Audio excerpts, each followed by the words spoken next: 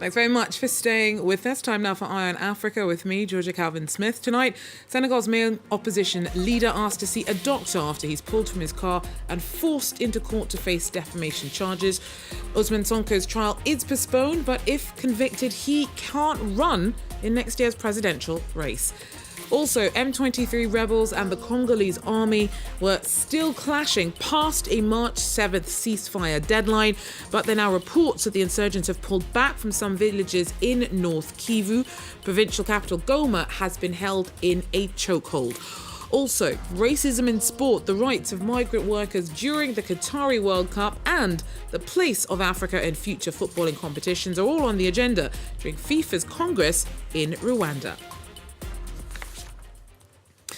But first, Senegal's main opposition leader, Ousmane Sonko, says that he was manhandled by police as they dragged him from his car and pulled him into court. On Thursday, his trial for defaming a government minister was ultimately postponed amidst violent clashes between protesters, pro-government supporters and the police. The case has national importance as, if found guilty, Sonko will not be able to run in next year's presidential election. Our Sam Bradpeace brings us more from Dakar. There were scenes of chaos as Ousmane Sonko left the court on Thursday. Pro-opposition and pro-government supporters clashed before the police dispersed them with tear gas. The hearing itself lasted just 5 hours and was ultimately postponed as requested by Mr. Sonko's lawyer. Our brothers were tear-gassed. Some even had tear gas shot into their car.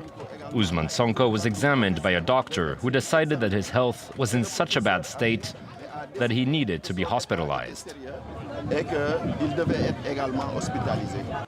The government minister accusing Mr. Sonko of defamation said the opposition are trying to delay the trial. He's just acting out. I think that a citizen that has been summoned by the court must do everything possible to arrive on time. But he was late. He's a liar and a conspirator. These are just theatrics. In the morning, there was a dispute between Mr. Sonko's team and his police escort as the opposition leader tried to take an unauthorized route to court. Mr. Sonko was pulled from his car and driven to trial by the police. News of this spread throughout the capital, leading to clashes between protesters and law enforcement. Many young demonstrators were furious. They want to stop Ousmane Sonko from becoming the next president of Senegal. We're fed up with Macky Sall. We just want Ousmane Sonko. We love Ousmane Sonko. The next trial date is set for March 30th. Should Mr. Sonko be found guilty, he will be barred from taking part in the 2024 presidential race. In DR Congo, officials from the East African Regional, or EAC, military force have reported that M23 rebels have started to pull back from several villages in North Kivu's Masisi territory. The militia had been threatening to cut off road links to the provincial capital Goma, but there's been a lull in clashes with the Congolese army ahead of deployments by EAC soldiers. But Goma still is suffering from the chokehold it suffered until now. Our correspondents tell us more. In this Goma market, clients are scarce. The usually crowded alleys are almost empty. I haven't had one client all morning. Usually my produce is gone by now. Everything has become too expensive. Fruit and vegetable prices have only kept rising since fighting between soldiers and M23 militia resumed nearby in the country's east. The cost of tomatoes has shot up the most, with a 3% increase. Now they cost 39 euros. Produce comes from Tanzania via Rwanda. Getting our produce here is hard. Congolese authorities have decided to close the roads and for security reasons have forbidden any trade in areas occupied by M23 and those under military control. The decision has also brought exports to a halt. Look, there are clothes everywhere. A 45-kilo pile of clothes now languishes in Angelique's warehouse. Before the roads closed, I used to sell up 300 bundles a week all over North Kivu, but now I don't sell any. We really are in a crisis. Locals are keenly aware of the pressures on Goma. The closure of main roads is bad enough, but the ever-present threat of attacks compounds the crisis. Communities here depend on agriculture, and that is under threat too. We can't go in the fields because of the war. Some have abandoned their fields when it was harvest season. So less produce is going to be supplied to the market. Clashes between the army and insurgents continue around Goma, and shortages are likely to only get worse as the last road into the city is increasingly at risk of closure. In Malawi, the army helped as rescuers picked through the mud in search of the remains of victims of Cyclone Freddy. The rain stopped for the first time in 5 days on Thursday, but over 300 people have been killed in the storm, with the death toll expected to keep rising. Robert Stecker with more. Taking advantage of a break in the rain, soldiers and rescuers began searching for bodies in the outskirts of Blantyre. Armed only with shovels, they had to tread carefully on the muddy slopes to avoid triggering new landslides. We are only trying to work in the areas where at least the platform is good. Because, you know, when you start digging and you are standing on a wet ground, the work is becoming very difficult. In February, Malawi was largely spared as Cyclone Freddy made landfall on the African coast for the first time. But as it returned to the area this weekend, the landlocked country felt the full brunt of the storm.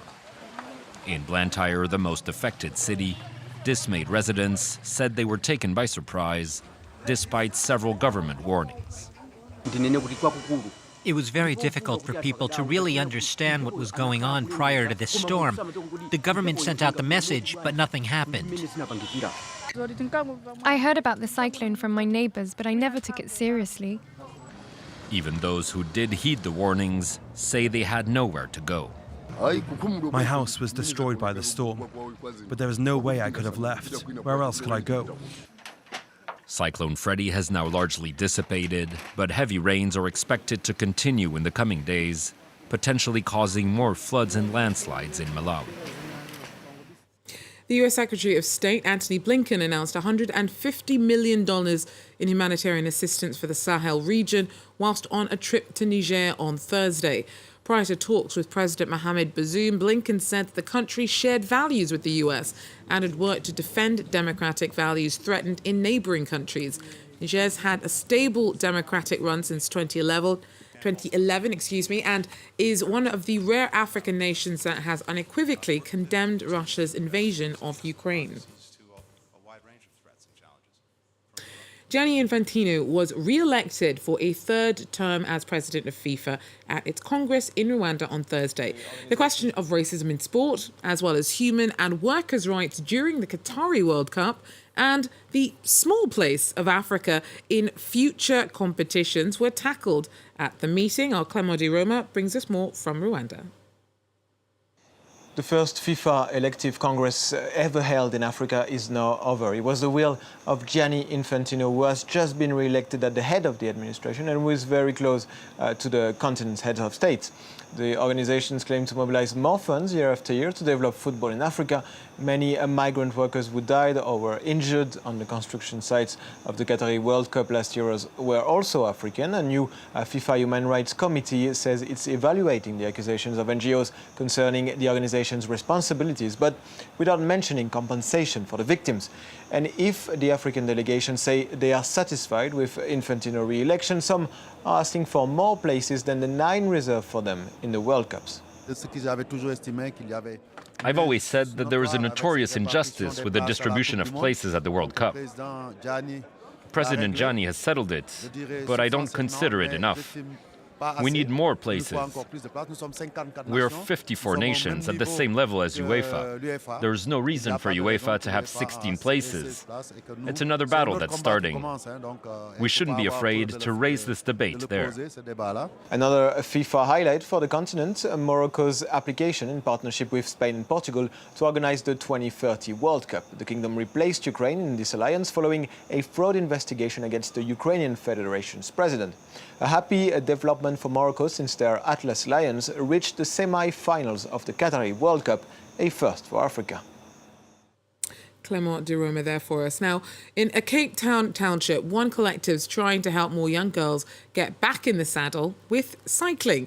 The all-female team completed its first race earlier this month, and now some of its members are even contemplating taking up the sport professionally. Only a year ago, most of these teenagers didn't know how to ride a bike. Now they're competing in the Cape Town Cycle Tour, a 42-kilometer race around the South African city. As they cross the finish line, the young contestants hug their mentors from the Calcha Cycle Collective, who helped them prepare their first major cycling event. When I went through the finish line, I felt like, yeah, I can do more. I can go to like bigger races, like be #1 even, you see? So I feel pretty good. I feel like excited. Founded in 2018, Calcha Cycles started by offering biking lessons and affordable bicycles to disenfranchised communities in Cape Town. Today it's become a complete structure, which helps around 30 teenage girls train for competitions while completing their studies. The collective recently joined forces with former cycling champion Ashley Mulman-Pasio to better prepare those who want to pursue a career in the sport. We have this great vision of what the center can do for these girls, to be able to empower them with the help of tutors as well, to have a computer center, to do their studies in the afternoon.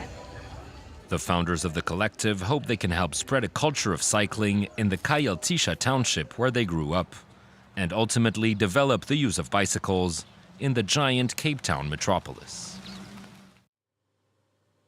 Well, that's it for Eye on Africa for now. Thanks for joining us. Do so again. Take care.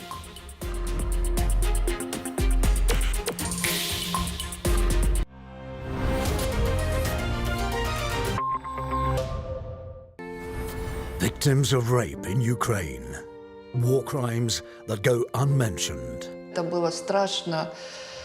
How can such horror be investigated and documented? 8 человек. Они сбили с меня ног. Сейчас я була з мішком на голові. Finding the victims. Breaking the silence. У них тут в підвалі. Спочатку током принесли таку срань, я навіть голова закрита, відносили, стіли відпустили. How can victims seek justice? Hear their stories in Reporters on France 24 and France24.com.